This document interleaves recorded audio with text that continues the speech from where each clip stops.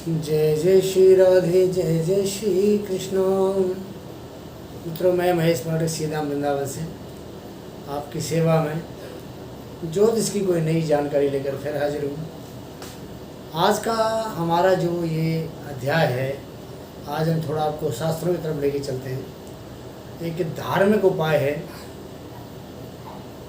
ज्योतिष के उपाय तो हम आपको बताते रहते हैं, आपको हम धार्मिक उपाय बता रहे हैं कि जिंदगी में सब कुछ मिल सकता है। मिलता कब है? जब हमारे ऊपर परमात्मा की कृपा होती है, उसकी दया होती है, उसकी मेहर होती है। और जब परमात्मा की कृपा होती है, दया होती है, मेहर होती है, सब सुलभ हो जाता है। कहीं भी कोई कठिनाई, कोई परेशानी, किसी तरह का कोई बाधा आपके सामने नहीं आएगी। तुलसीदास जी कहते हैं, होय वही जो राम रचे राखा, और को कर तर्क बड़ा वही साखा। इसका मतलब यही है कि जो प्रभु ने रच दिया वही होगा। उधर तुलसीदास ये भी कहते हैं कि जब सीता माता की खोज करने के लिए हनुमान जी लंका में गए, तो विभीषण के घर रात में जब जाते हैं, जब देखते हैं कि वहाँ राम राम राम राम लिखा हुआ है, तुलसी के पौधे लगे हुए हैं, तो उन्होंने सोचा कोई सज्जन पुरुष है। तो वहाँ जाते हैं तो विभीषण से वार्तालाप होती है। तो विभीषण जी कहते हैं, अब मोहि भाव भरोस हनुमंता, और बिन हरि कृपा मिलहि नहीं संता। इसका मतलब ये होता है कि बिना हरि की कृपा के संत जनों से कभी भी मुलाकात नहीं हो सकती। बात करते हैं आज आपके उपाय की। वो कौन सा ऐसा उपाय है जिससे हमें मोक्ष मिल सकता है, जीवन सुलभ हो सकता है, सांसारिक बंधनों से मुक्ति मिल सकती है, मानसिक, शारीरिक, आर्थिक जो परेशानियां हैं वो सब हमसे कैसे दूर हो सकती हैं। आज का यही टॉपिक है, इसी पर हम बात करेंगे आपसे। मैं आपको महाभारत के कालीन, महाभारत के समय की एक छोटी सी व्याख्या बता रहा हूँ। महाभारत में अनुशासन पर्व है। जब ये युद्ध खत्म हो जाता है, इनका कौरव पांडवों का संहार हो जाता है, सभी का सैनिकों का, सभी कौरव मारे जाते हैं। उस अनुशासन पर्व के 149 खंड है, पार्ट है उसका। उस पार्ट में महाराज युधिष्ठिर भगवान श्री कृष्ण से पूछते हैं कि प्रभु, मेरा मन बहुत विचलित है, मैं बहुत परेशान हूँ, दिमाग में बहुत तनाव है, मेरा घर, मेरा पूरा परिवार, मेरा कुटुंब, मेरा ख़ानदान सब खत्म हो गया।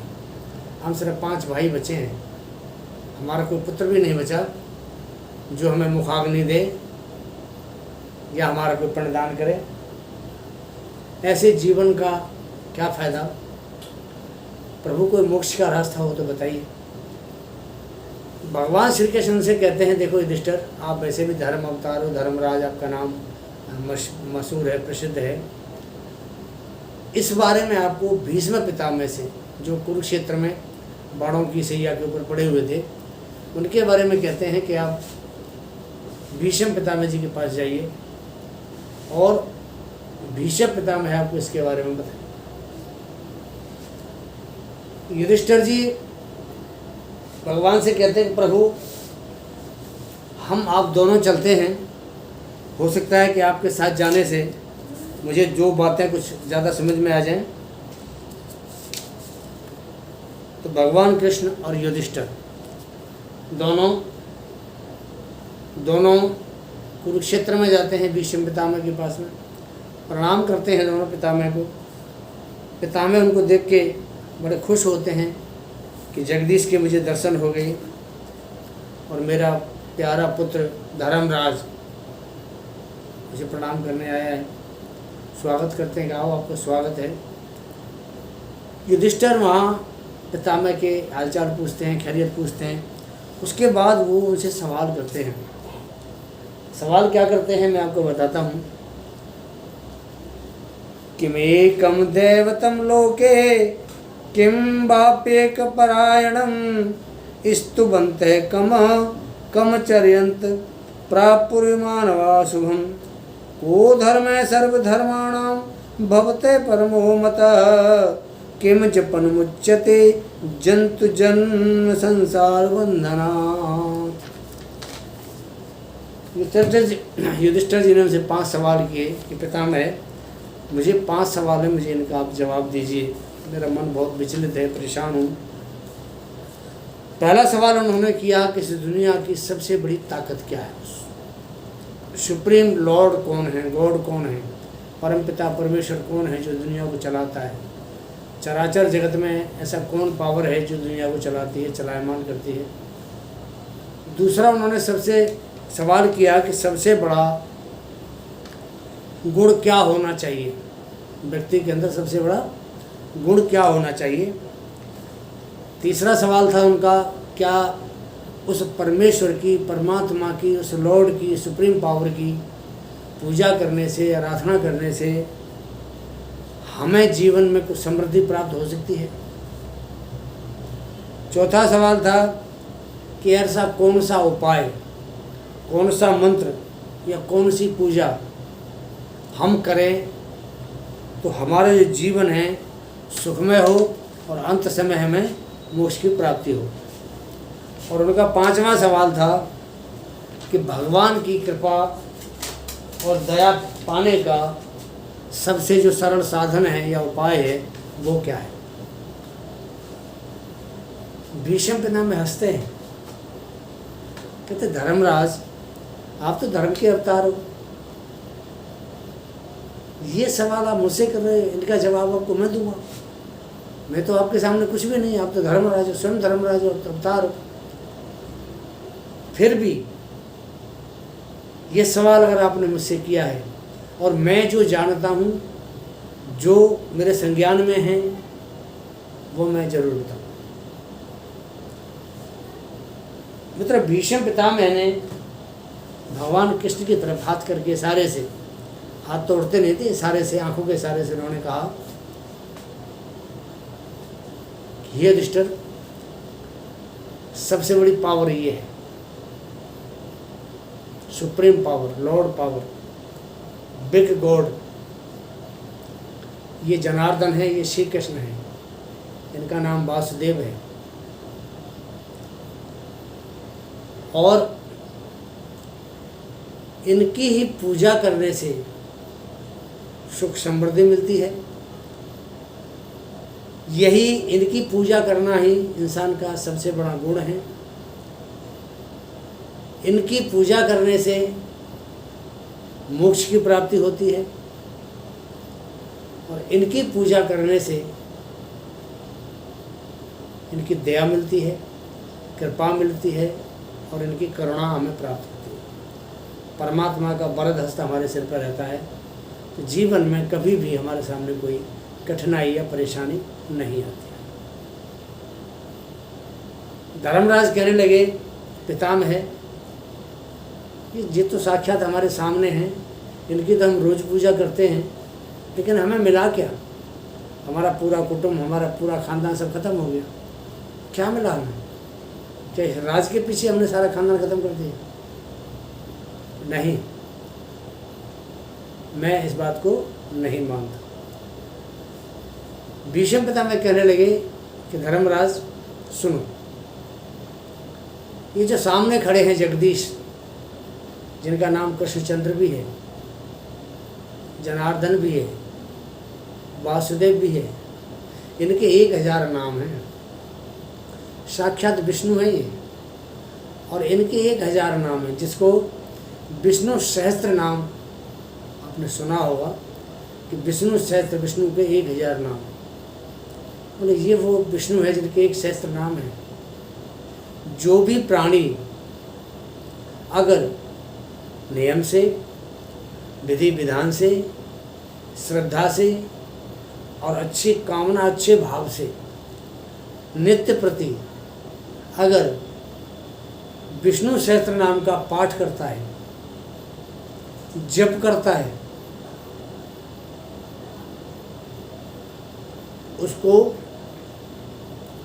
भगवान की दया प्राप्त होती है, इस वासुदेव की कृपा मिलती है। जब तक वो दुनिया में रहता है, सुख समृद्धि लक्ष्मी कभी उसका साथ नहीं छोड़ती है। घर में कोई रोग, कोई बीमारी, कोई दोष नहीं रहता है।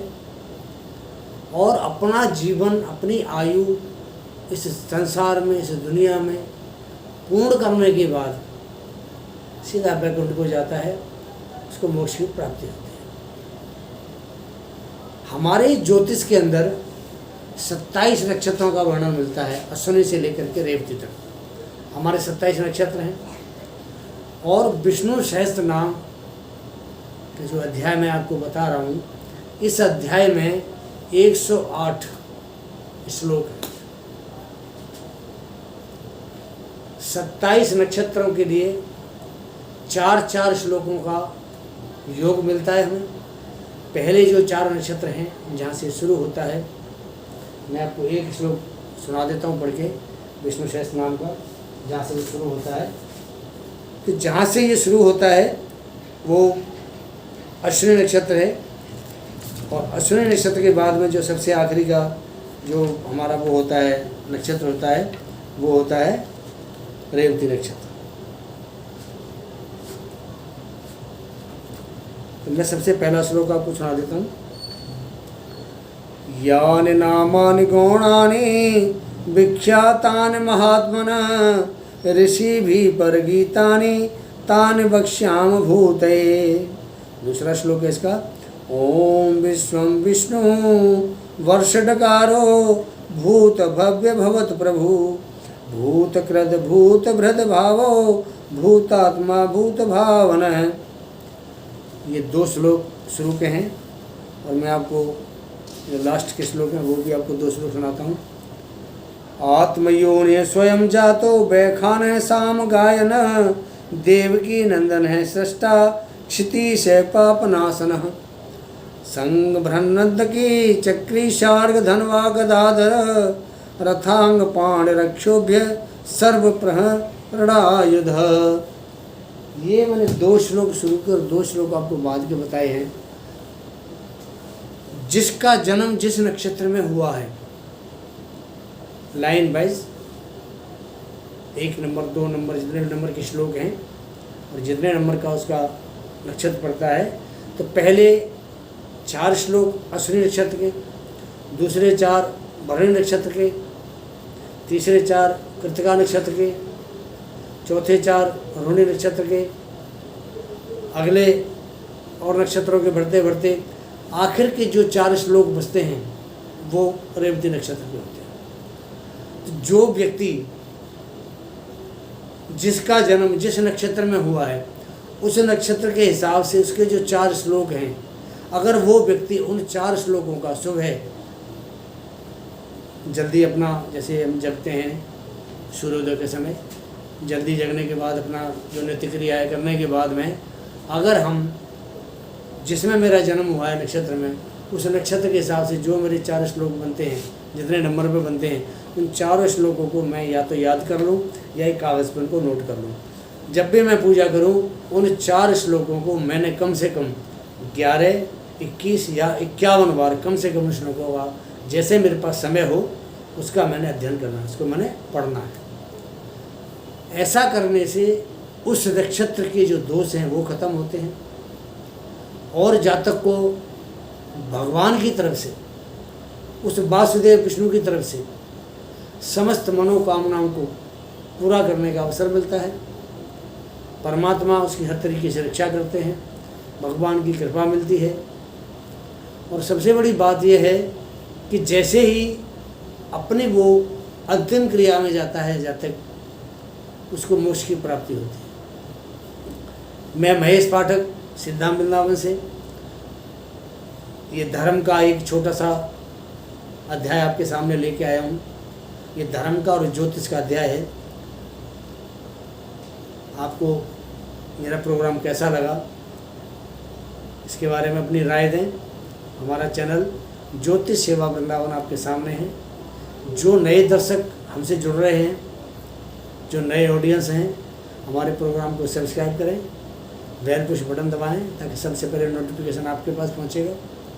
उसके बाद वीडियो को लाइक करें। अगर आपको हमारा वीडियो पसंद आया, अच्छा लगता है, हमारे वीडियो को अपने मित्रों को शेयर अवश्य करें। हमारा ये प्रोग्राम देखने के लिए आप सभी का बहुत बहुत धन्यवाद, बहुत बहुत शुक्रिया। अगला वीडियो लेके शीघ्र ही आपकी सेवा में फिर हाजिर होंगे। जय जय श्री राधे, जय जय श्री कृष्णा।